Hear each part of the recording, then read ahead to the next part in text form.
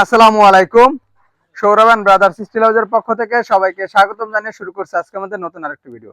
তো প্রিয় দর্শক বন্ধুরা, আজ আমরা চলে এসেছি কুয়েত প্রবাসী মোহাম্মদ উজ্জ্বল ভাইয়ের বাড়িতে। আর ভাইয়ের বাড়িতে আমাদের ভিয়েতনামে একটি গেটের ফিটিং এর কাজ চলমান রয়েছে, এখনো পরিপূর্ণভাবে শেষ হয়নি, যেহেতু সন্ধ্যা হয়ে আসতেছে। এর আগে আমরা ভিডিওটা করে নিচ্ছি।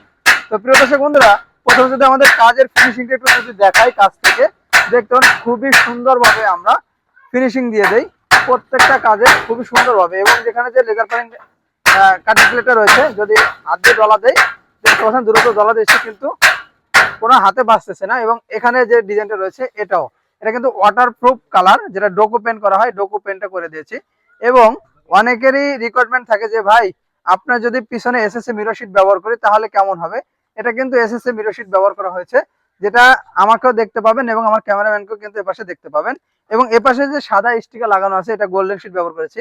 এটা গোল্ডেন শিট রয়েছে, যদি আমি স্টিকারটা একটু তুলেও দেখাই দেখতে পারবেন, কিন্তু এটা গোল্ডেন শিট রয়েছে, যেটা আমরা চারপাশ দিয়ে একটা বর্ডার করে দিয়েছি। তো প্রিয় দর্শক বন্ধুরা, এটা হচ্ছে স্লাইডিং এবং ফোল্ডিং করে খুলতে হয় দুটি পার্ট। আমি একটা পার্ট আমি শুধু একটু খুলে দেখাবো, যেটা রয়েছে সিট প্যানে। আমরা সকল ভিডিওতে আমরা ভিতরের অংশ দেখাতে পারি না, কিন্তু এই ভিডিওতে ইনশাল্লাহ আমরা ভিতরের অংশ দেখাবো। তো যখন স্লাইডিং ভাবে খুলবেন তখন আবার দুটি পাল্লা কিন্তু একদিকে চাপিয়ে দিতে পারবেন, কিন্তু পুরো স্পেস কিন্তু আপনারা পেয়ে যাবেন। এবং এই গেটটিতে একটা পকেট গেট রয়েছে। এবং এই গেটের ভিতরের অংশ আমি আলোচনা করব। আমরা ম্যাক্সিমাম গেটের ভিতরের অংশ কিন্তু আমরা দেখাতে পারি না কাস্টমারকে। তো এই ভিডিওতে যারা দেখবেন তাদের ধারণা একদম ক্লিয়ার হয়ে যাবে। আমরা প্রত্যেকটা গেটে কিন্তু দুটি করে চারটি করে সিট কেনে যেটা রয়েছে, উপরে দুটি, এপাশে বাম পাশে পাল্লা একটি এবং ডান পাশের পাল্লা একটি, এবং নিচে আরো দুটি দেই, যেটা নিচের বাম পাশের পাল্লা একটি, ডান পাশের পাল্লা একটি।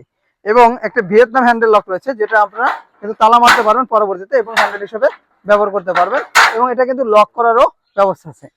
তো আমরা কিন্তু ভাইয়ের এসএস এর মিরর শিটের অংশটা কিন্তু আমরা ব্ল্যাক ম্যাট কালার করে দিয়েছি। আপনারা দেখতে পাচ্ছেন খুবই সুন্দর ভাবে, দেখলে কিন্তু বোঝাই যাবে না এখানে এসএস এর শিট লাগানো আছে। এবং আমরা প্রত্যেকটি পাল্লায় কিন্তু চারটে করে কবজা ব্যবহার করি, উপরে দুটি, মাঝে একটি এবং নিচে একটি।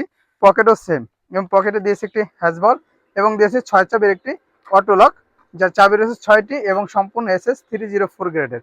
তো যদি একটু দূর থেকে আমি পুরো পাল্লার পিছনের অংশটা যদি দেখাই তাহলে দেখতে পারেন খুবই সুন্দরভাবে কিন্তু আমরা করে দিয়েছি।